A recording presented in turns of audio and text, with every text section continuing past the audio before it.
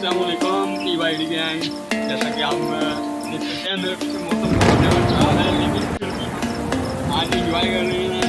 भाई यहाँ पे जामुन का मौसम चल रहा है, बहुत ही अच्छा।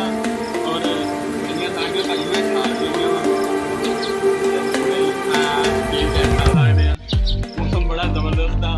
देखा है मेरे पीछे कितने ज़्यादा काले बादल आ गए हैं और अभी पूरा इंजॉय कर रहे हैं ऐसे मौसम।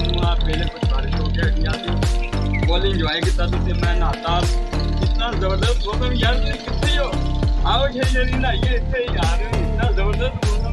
पूरे ऑल ओवर पाकिस्तान की बारिशें हो रही हैं, दुनिया के नहीं होती है वीडियो नहीं बना जितने वो फोटो होती है, बहुत मज़ा आ रहा है। आ जाओ भाई आ जाओ बारिश ना। तो ज़्यादा काले बदल आ रहे हैं, ये मैं अपनी ज़िंदगी जिन्ने काले बदल पहली बार देखे है यार, बहुत ज़्यादा है। इस तो पहले भी बारिशा हुई, पहले भी बदल आया, लेकिन इदा के बदल अज पहली बार देख रहे हैं। अल्लाह खैर ही करे भाई। भाई देखा नहीं मैं चीज़ का रंग भी बदल गया, जामना गा के खैर बहुत मज़ेदार दुनिया जामना यार, बड़ा मज़ा आया, स्वाद आ गया।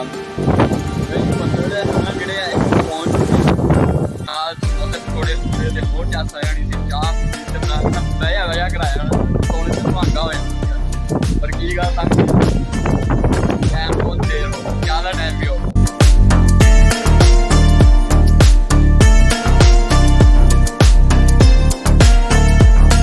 इतनी जबरदस्त बारिश हुई, मजा आ गया, चुपचाप आ गई और रेनबो ही निकले सूर्य डोगरियाल। शाम के लगभग 7 बज चुके, 7 बजे का व्यू आ थोड़ा दिखाते हैं।